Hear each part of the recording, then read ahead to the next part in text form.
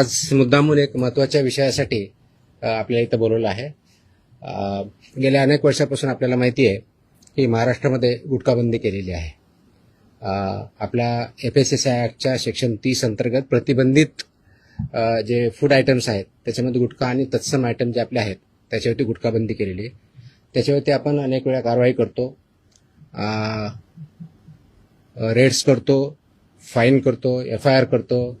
त्याच्यामधल्या प्रोव्हिजननुसार जेल पण होते, प्रॉसिक्युशन पण चालू आहेत. परंतु प्रोहिबिटेड आयटम असतानाही, फूड आयटम असतानाही महाराष्ट्रातल्या ऑलमोस्ट सगळ्या ठिकाणी हा गुटखा विकला जातो आणि कंझ्युम केला जातो. ही रियालिटी आपण बघतोय. मग याच्यावरती पर्याय काय?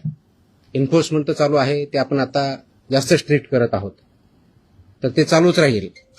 परंतु याच्यावरती काही डेटरन्स असा क्रिएट करता येईल का की ज्याच्या माध्यमातून, कारण प्रोड्युसर तर इथं नाही आहेत प्रोहिबिटेड असल्यामुळे, ते बाहेरून आपण जे याच्यामध्ये इन्व्हॉल्व असणारे बिझनेसेस आहेत, बिझनेस पर्सन्स आहेत, ट्रान्सपोर्टर्स आहेत, रिटेलर्स, होलसेलर्स, सेलर्स, हे त्याच्यामध्ये इन्व्हॉल्व आहेत. त्या प्रकारचं रॅकेट आहे आणि ते जर उद्ध्वस्त करायचे तर आपल्याला खूप मोठ्या प्रमाणात स्ट्रॉंग स्टँड घेणं हे गरजेचं आहे.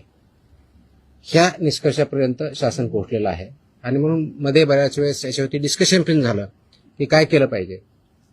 आणि मी इथं जॉईन झाल्यानंतरही याच्यावरती आम्ही विचार केला काय करता येईल, कारण याच्यामध्ये this is a danger to public health आणि म्हणूनच तो आयटम प्रोहिबिट केलेला आहे. जर पब्लिक हेल्थला जर डेंजर असेल आणि तो आयटम प्रोहिबिट केलेला असेल तरीही त्याचा व्यापार होत असेल, तिथं ट्रान्सपोर्ट होत असेल, होलसेलर विकत असतील, सेलर विकत असतील आणि तो अवेलेबल होत असेल, तर त्याच्यावरती स्ट्रिंजेस्ट पॉसिबल ॲक्शन घेणं गरजेचं आहे. ह्या निष्कर्षापर्यंत पोहोचल्यामुळं आज दिनांक 12 जून रोजी मी मोका लावण्याचे आदेश पारित केलेले आहेत. So we have issued the order saying that MOCA provisions will be, MOCA कायदा, मकोका ज्याला आपण म्हणतो, Maharashtra control of organise crimes act 1999 हा आम्ही इन्व्होक केलेला आहे. ही माझी तिची ऑर्डर आहे इश्यू केलेली.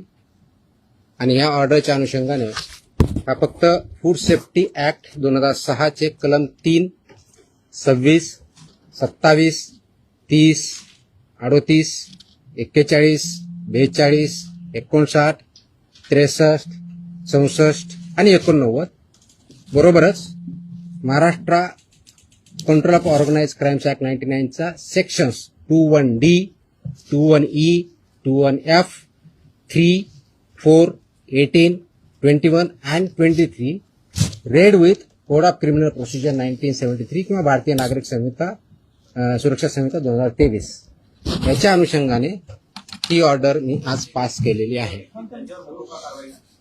एक मिनिट मला बोलतो त्या माझं पूर्ण होऊ दे, पूर्ण झाल्यानंतर विचारा ना प्रश्न. सो ही कारवाई करताना हे प्रोव्हिजन्स आहेत. त्याच्यामध्ये ऑथॉरिटी कोणती आहे, त्याचं रॅशनेल काय आहे, कोणत्या क्राईम्सला, कोणत्या ऑर्गनाइज क्राईम मधल्या जी 21D ची डेफिनेशन सांगितलं त्याच्या क्राईममध्ये हा क्राईम कसा बसतो, त्याच्या ऑथॉरिटी कोण कोण आहेत, ह्या सर्व आपण डिफाईन केलेल्या आहेत. आणि याच्या अनुषंगाने अल्टिमेटली आपण काही ऑर्डर्स, डिरेक्शन्स या माध्यमातून दिलेल्या आहेत. त्याच्यामध्ये ज्या ज्या ठिकाणी हे मोर दॅन वन्स एखाद्या ह्याच्यामध्ये ट्रेड करणारा व्यक्ती, संस्था, आस्थापना असेल त्यांच्याविरुद्ध कंपल्सरी मोका इन्व्होक करायची ही ऑर्डर आहे. त्याचबरोबर सेक्शन 23 ऑफ मकोका ची जी प्रोसेस दिलेली आहे ती प्रोसिजर कंपल्सरी पाळायची हे पण आपण या सेक्शनमध्ये आदेश दिलेले आहेत. त्यानंतर persons and entities against whom MOCOCA shall be invoked are manufacturing